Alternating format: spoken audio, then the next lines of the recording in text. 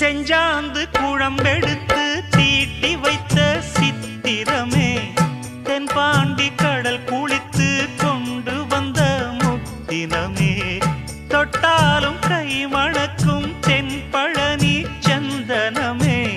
தென்காசி தூரலிலே கண் விழித்த செண்பகமே பெண்ணாக பிறந்த பல்லாக்கு நீயோ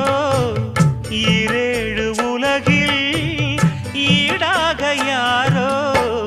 நெஞ்சோடு கூடு கட்டி கூவும் குயிலோ பாத கொலுசு பாட்டு பாடி வரும்